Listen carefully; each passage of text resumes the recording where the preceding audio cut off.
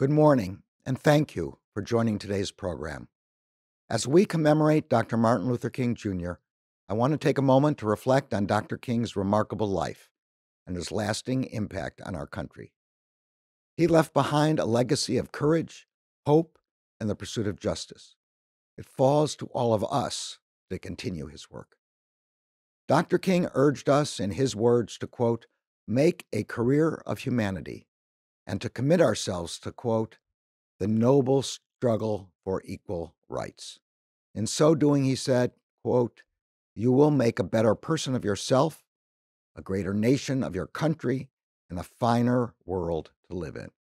That is what we strive for at the Department of Justice. The struggle for equal rights has been core to the department's purpose since its inception. When the department was founded in 1870, in the wake of Civil War and in the midst of Reconstruction, its first principal task was to protect the civil rights guaranteed by the 13th, 14th, and 15th Amendments. This meant successfully confronting white supremacists who used violence and threats of violence in an effort to prevent Black Americans from exercising their voting rights. But the federal commitment to protecting those rights waned as Reconstruction ended and Black Southerners faced the consequences. The years that followed were marked by a backsliding in voting rights and a campaign of violence against Black Americans.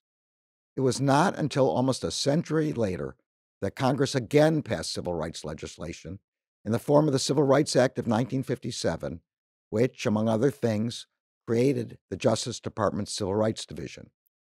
And it was not until several years later that Congress, pressed by Dr. Martin Luther King Jr. and the larger civil rights movement, passed additional significant civil rights legislation.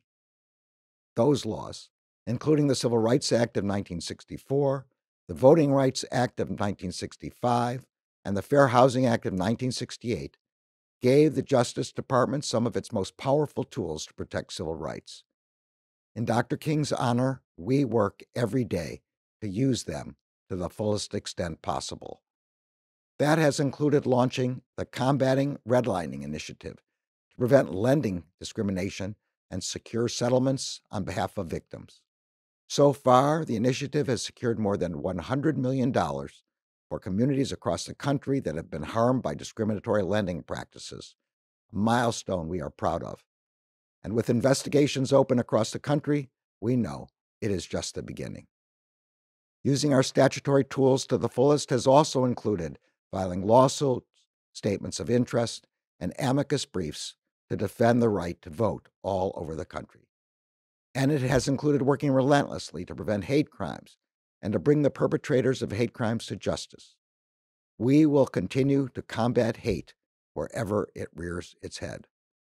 Although much of this work is led by the Civil Rights Division, protecting civil rights is the responsibility of every single Justice Department employee every single day. Protecting civil rights is the responsibility of every one of our prosecutors, attorneys, investigators, law enforcement agents, and staff. Protecting civil rights is the responsibility of every one of our litigating, grant-making, and law enforcement agencies. Protecting the civil rights of everyone in our country is the responsibility of all of us because it is this department's inheritance and its urgent charge. Protecting civil rights is our responsibility because it is the right thing to do. And in the words of Dr. King, quote, the time is always right to do what is right.